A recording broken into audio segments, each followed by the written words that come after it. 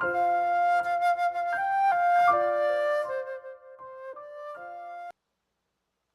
Quarterly, Philippians, Colossians, Philemon.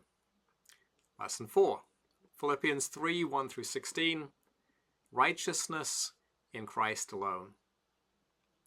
Thus far, Paul's epistle to the Philippians has been almost entirely positive.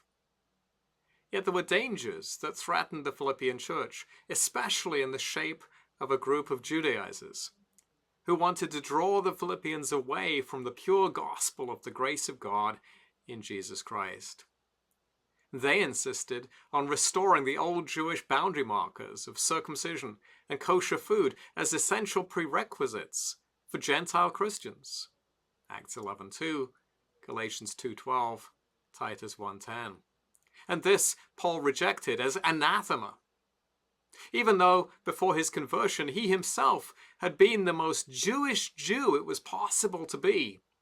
None of that had helped him be made right with God. In fact, it had been the principal obstacle in his path, because it represented a human righteousness that could never be sufficient to outweigh our many sins. That pathway led to self-righteousness and boasting, not humble faith in Christ. On the contrary, our only hope lies in a righteousness that is not our own, but comes to us as a free gift through faith in Christ. Philippians 3:9, Ephesians 2:8 through 10. This was the foundation of Paul's faith, hope, and joy, the beginning and ending of his journey toward the heavenly inheritance.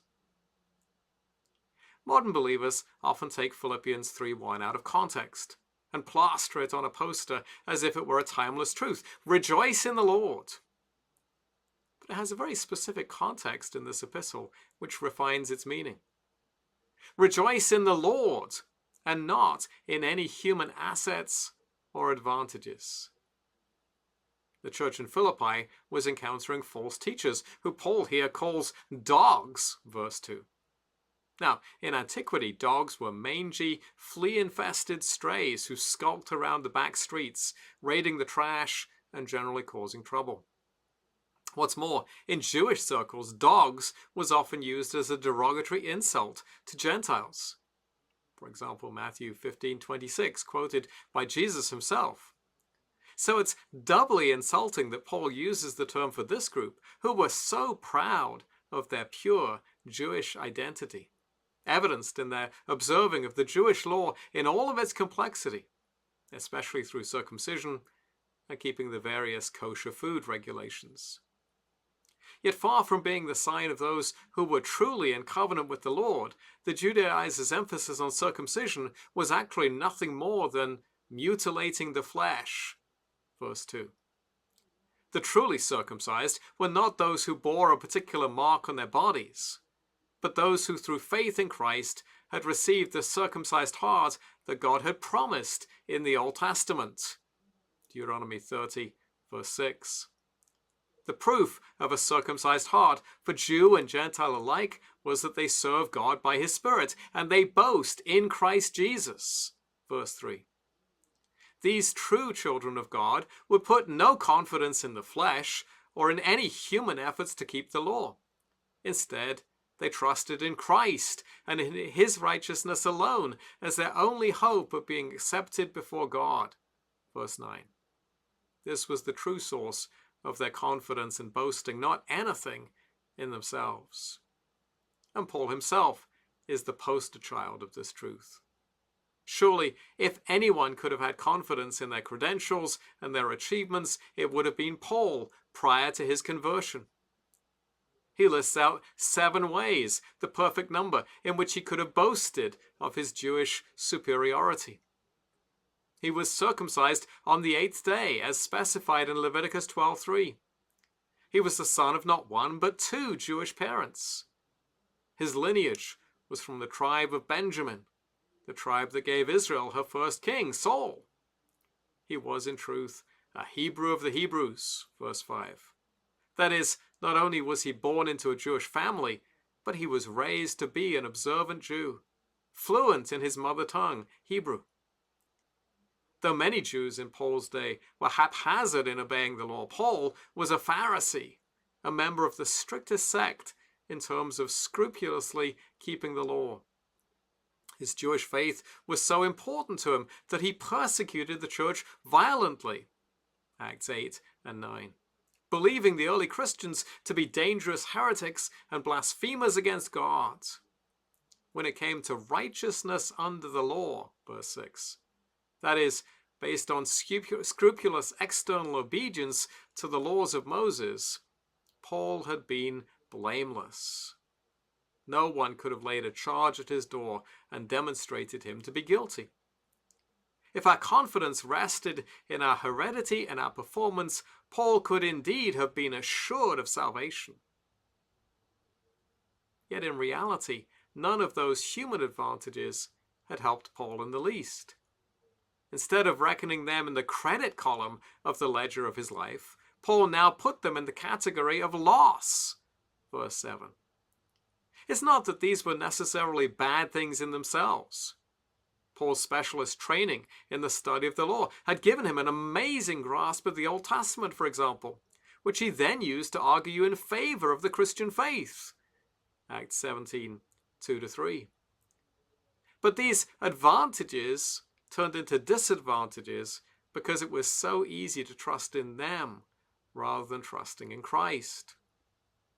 Paul was quite content to have lost his good name and reputation in the Jewish community, while becoming part of a new community in which no one cared which tribe he came from, or when exactly he'd been circumcised. In the process, Paul had gained something far better than everything he had lost, namely, knowing Jesus the Messiah as his Lord. Verse 8.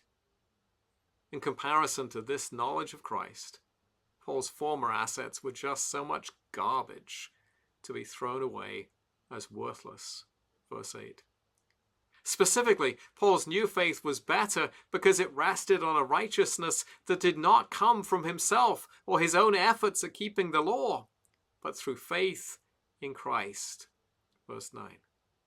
By faith, Paul received the righteousness of Christ's perfect law-keeping, imputed to him as if it were his own. Here was a righteousness that he could rely upon, because it did not rest on the efforts of a deeply flawed human being, but was rather a free gift of God. Ephesians 2, 8 and 9. This righteousness from God in verse 9 is the polar opposite of a righteousness that comes through human law-keeping. Galatians 2:21. Having received salvation as a free gift through Christ, Paul had been filled with a passion to know Christ deeply and personally. And that meant participating in his sufferings, verse 10. For Jesus is a crucified Messiah, and he calls his disciples likewise to take up their own cross. Matthew 10:38. Our sufferings do not atone for anyone, as the sufferings of Christ did, but they are a way of conforming us to his likeness. What is more, as we're conformed to the likeness of his sufferings, so we shall also be conformed to the likeness of his resurrection life. Philippians 3:10 and Romans 8:17. Christ's resurrection is the first fruits of the full harvest, the down payment that guarantees our receipt of the full inheritance. 1 Corinthians 15:20 and Ephesians 1:14.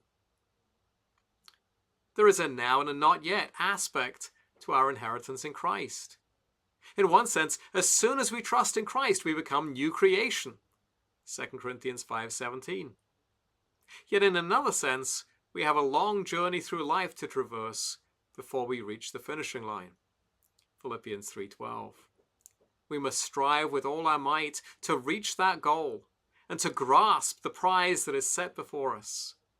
But we do so in the confident knowledge that Christ first grasped us to be his, and he will not let us go. 3:12. Also John 10:28 and 29. Therefore, Paul presses forward like an athlete in a race, not looking behind him to see the competition, but fixing his gaze on the end of the race and the reward that awaits him then. Paul knows that he runs because God first called him and made Paul a member of this new Israel, whose citizenship comes through faith in Christ. Verse 14.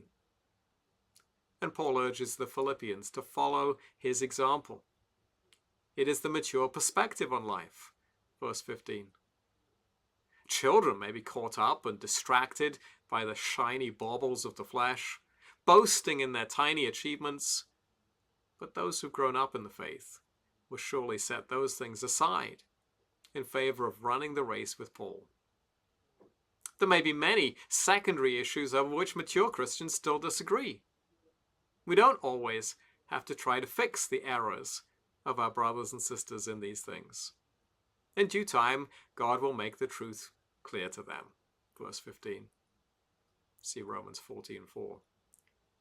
But the core of our identity lies in our salvation through the righteousness of Christ alone, a salvation that then calls us to live a life that is worthy of that gospel. Philippians 1:27. Application questions. What human advantages do people trust in your context to see them right with God? 2. What does it mean to reckon such advantages as garbage in comparison to knowing Christ? Imagine you were trying to explain the concept to an unbelieving neighbor's 14-year-old son. 3. How do we receive Christ's righteousness? Continue your imaginary conversation, and be on the lookout this week for opportunities to make that imaginary conversation a real one with your friends and neighbors. 4. What do you personally need to do to press onward in the Christian life? Are there behaviors you need to change? Are there heart attitudes that need to be transformed? What are you asking God to alter in your life in the next 6 months?